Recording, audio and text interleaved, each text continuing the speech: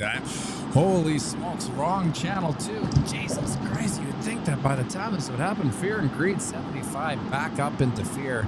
You know, obviously we'd like to see that come down before we have another epic pump. We're going to do a little bit of laundry here. Dominance 56.3, volume 166, 163, market cap 3.61 trillion.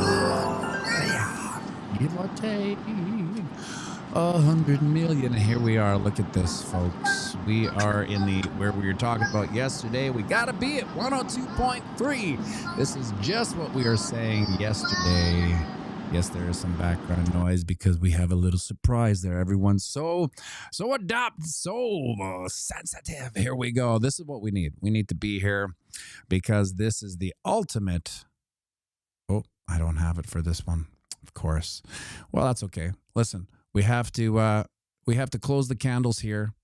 We don't want to be rejected. These are really important rejection zones. You know, it will display weakness.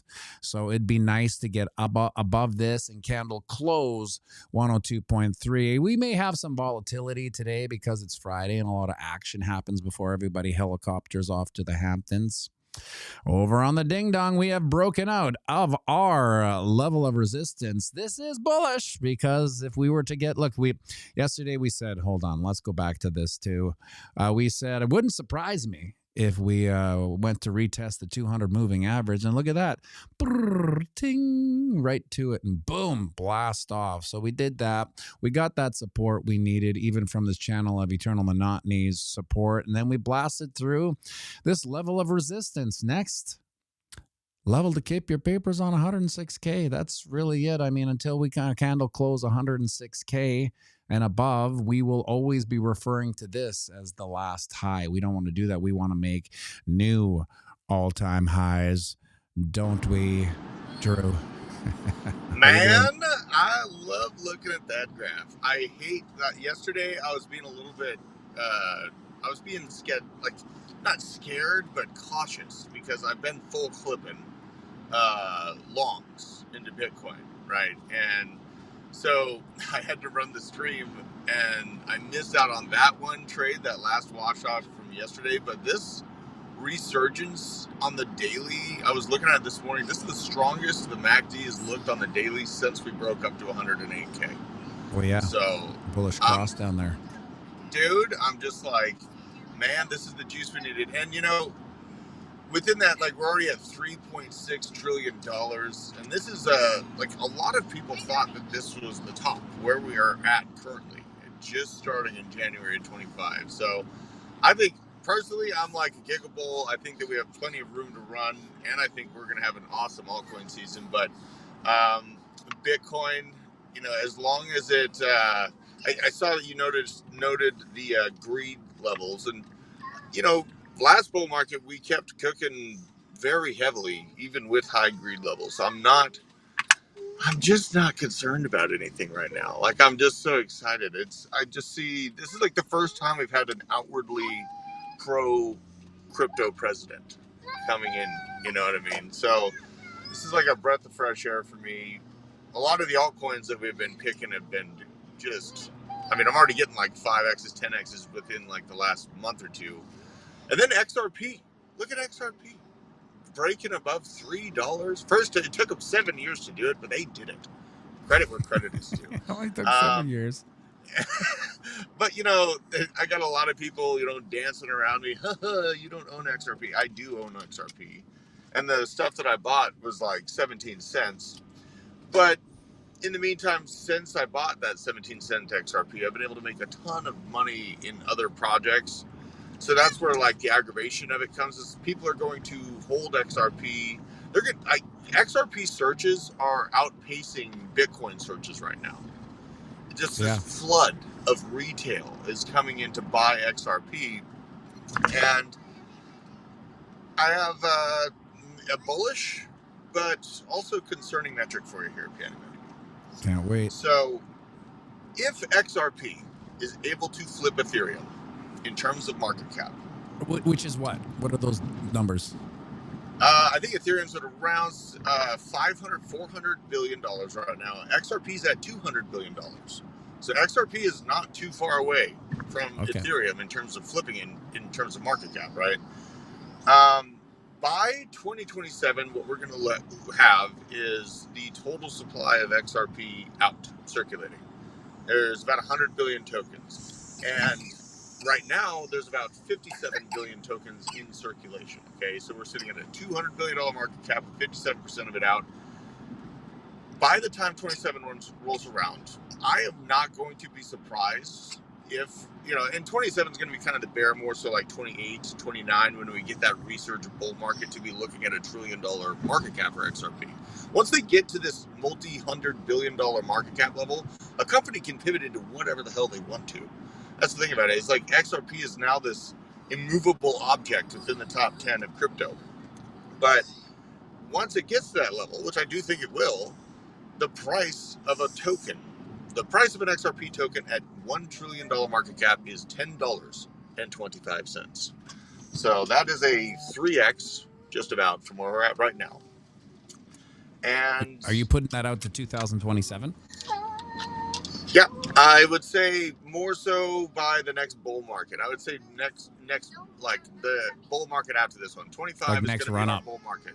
Yeah, the next run up.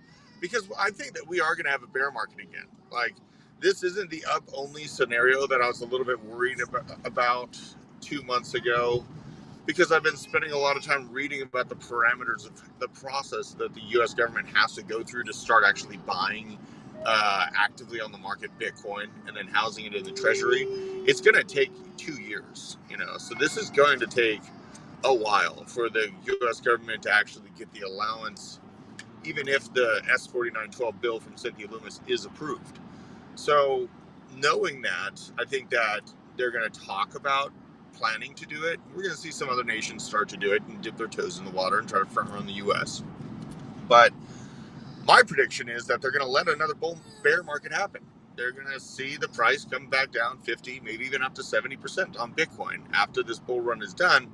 And then they're going to buy up the floor. They're going to sweep the floor of Bitcoin and control the supply in a more dominating way. So that's I've got a big question for you. The recent news a couple days have come out, and I've always thought that this was maybe one of the more telling scenarios of whether we will have a bear market is the ability to collateralize your Bitcoin in a Bitcoin loan via Coinbase. What are your thoughts on this? Have you done a deep dive? Oh yeah, I mean, the deep dives that I've been doing, I've actually been putting my money where my mind is on this. And what I saw was Coinbase rolled out the base chain in 2024, right around the time where the Department of Justice went after Binance, right? And I saw just a macro move utilizing the enforcement arm of the United States government to go after the main competitor to Coinbase, which is Binance. Then they roll out base chain and a slew of DeFi and lending protocols within base chain. So seeing that happen, I bought a basket of all of the top kind of lending and DeFi protocols within that.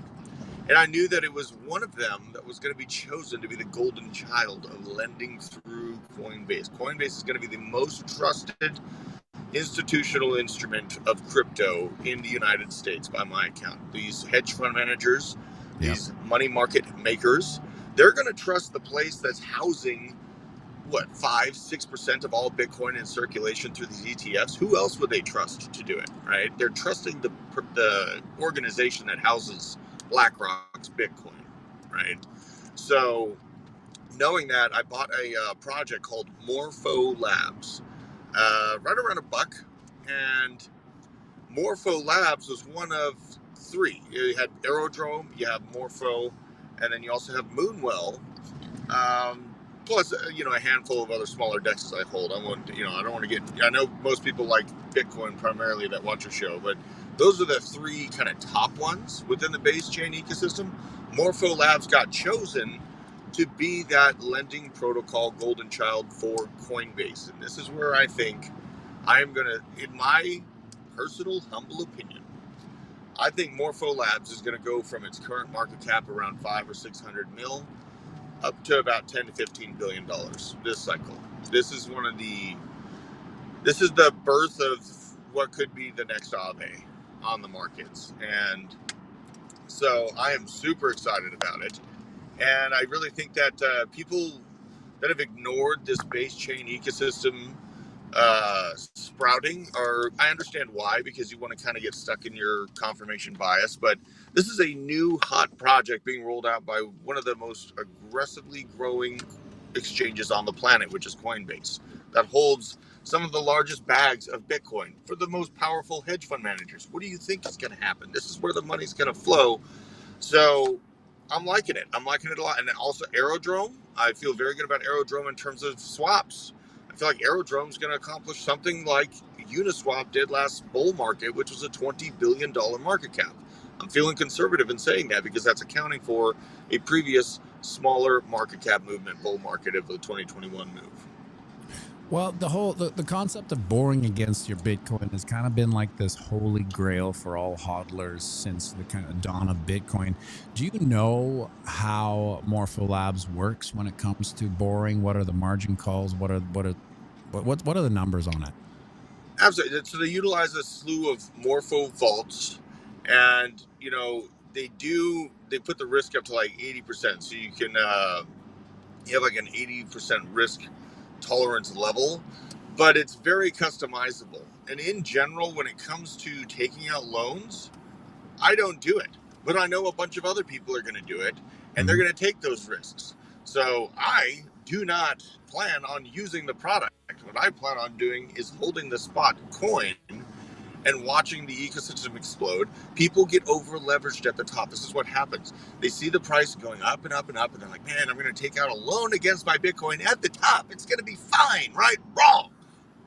It is not fine when you take a loan out against your Bitcoin at the top, because then the price falls, right?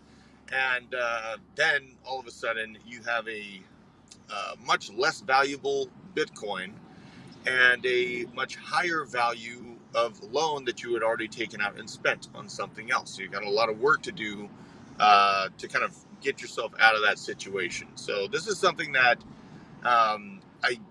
honestly, people want to do it. They want me to recommend doing it. I don't recommend utilizing it. I know that a bunch of over leveraged laser eyes are going to use it. That's what I'm saying. So I basically hold the spot crypto, and I watch the market get over levered on itself.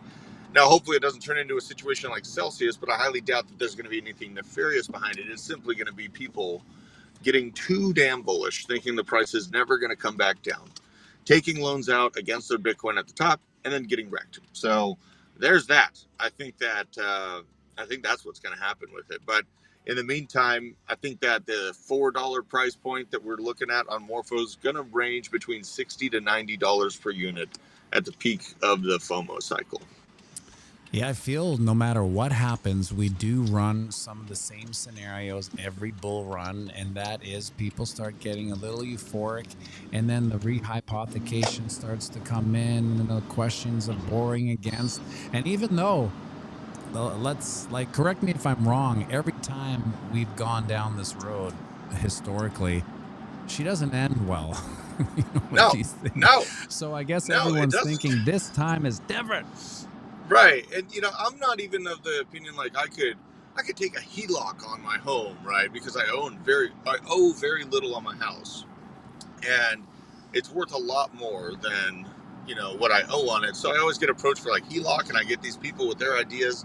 They're taking HELOCs out, they're taking all of these huge loans to go buy crypto with. I literally never do that. I never do that. Because my whole goal in crypto is to kill the debt, not to expand the debt. I don't have a Robert Kiyosaki mindset where I want to be part of the problem of rehypothecation and continuing this problem that the current system has made for itself. I don't want to continue that problem. I want to mine fiat and send it immediately into the crypto, real estate, or gun sector. That's like, I don't want to add to my debt. Like the vehicle I'm driving, I didn't take it was Ethereum. I literally used Ethereum to buy this car. And I don't agree with the intention to take more loans out and further the problem of the existing financial system. And some people are like, oh, if the game is there, just play it. You know what? Go, fine. if all you think like that, the system is never going to change, right? Then the ethos of what we're trying to do here about having sound money and having something tangible like proof of work and the energy that goes into Bitcoin backing the value, that ethos is out the window. So I don't want to hear anyone that's out there taking HELOCs or double leveraging their debt to take out more crypto, championing this proof of value concept for Bitcoin, because it's you're pushing the current existing system forward and also just trying to ride the ethos of the Bitcoin. It doesn't work both ways. You can't have your cake and eat it too. You know what I mean? So it is a thing for me. I've had some previous videos where I listed a couple of top indicators. So far, one was the Hawk 2 rug pull. That was a number one indicator. Number two, I also had the 100K party at Michael Saylor's mansion as a top signal. And I just saw this today, and I might add it to, but I'm not sure. But Michael Saylor himself did a podcast with Tai Lopez. To me, it's Really? kind of like a top signal too. Like maybe let's give him credit. Maybe he doesn't know who Tai Lopez is. He sees the number 2.47 subs, and he's like, it must be a big deal. But it's kind of a weird one. Man, I know we got a lot of. I mean, we're so jaded, right? We see like the moment Elon Musk made it to SNL, that was it for Dogecoin. Yep. On Dogecoin, I actually think Dogecoin's going to hit $1 again this cycle because of Department of Government efficiency. But what's it at now? I think I can't remember. It's like 30 or 40 cents. You know, the Department of Government efficiency is not even in place yet. I think Doge is going to hold as the reigning king of meme coins. In my opinion, that is a very strong opinion that I am sticking by. But my top signals are the pi cycle top indicator, and also the where we are in terms of RSI on larger kind of logarithmic time scales. We are very, very low on the RSI if you put it on a logarithmic setup. And there's a pi cycle top indicator that crossed. It didn't cross perfectly at 69K. It crossed perfectly at 64.5K last cycle. But in terms of buying power, the $64,000 Bitcoin moment that we had was the true top. That was the true top in terms of buying power, because between 64 and 69, they printed an ungodly amount of money, and your buying power fell drastically. So that 64K peak was the top. So when it comes to that, I'm really not concerned that this is indeed the top. And actually, this looks like more of a traditional market to me now. One thing that did stick out to me is that in terms of Fibonacci sequences, because I know you use more, you kind of zoom in with your fibs and you're looking at local ranges here. And the fib on the overall bull market, the peak of 69K down to 15K, compared to the fib pulled from the 19K up to the 64K fib, there's a little bit of a diminishment on the weekly candles on where we chop. Historically, we chopped above the 1.618. This time we chopped at or just below the 1.618 fib. So I did see a diminishment in the velocity and into where we kind of chop and find our next bump up. So that's where I'm thinking like the 200K makes a little bit more sense. 250K is like this giga bullish scenario in my mind. Just looking at kind of the zone that we found our chop in this market compared to last market. But it leaves plenty of room to run. And I'm still of the opinion that, the Pico top for market cap, I don't really feel like over 10 trillion is in the cards for us this cycle. What do you think has to happen to get to 10 trillion market cap? I think we would have to see active buying, active heavy buying from China, Russia, or the U.S. I think that one of those three, because what we have right now, China and Russia, they're like slightly talking about it, and you really don't know what Xi Jinping or Vladimir Putin are actually doing with their government funds. Let's just be honest. And we see their fiat currency is falling off a cliff. So a more tangible possibility, rather than the U.S. buying Bitcoin over, the course of the next year, we actually could see Russia or China swap out their fiat because it's dying at a much heavier velocity, and swap that fiat of their countries into Bitcoin. Now that could kickstart a lot of the other BRICS nations, and there's some value there. So if we did see a situation where the death spiral of the Russian ruble or the yuan or the Indian rupee happen, India is another big one. The rupee, the ruble, and the yuan, they're all getting crushed right now. Yeah. And this basket of currency that the BRICS are going to use is a basket of bullshit, basically, at this point, because it's falling off of a cliff in comparison to the US dollar value. So that is what we would need to reach that $10 trillion market cap, in my opinion. Another option would be a kind of Wall Street FOMO, but that taste test that we got from Microsoft and how interested Microsoft was kind of gave the signal they're not quite ready for it yet. It's going to take more convincing, and it's understandable. I mean, these are trillion-dollar companies.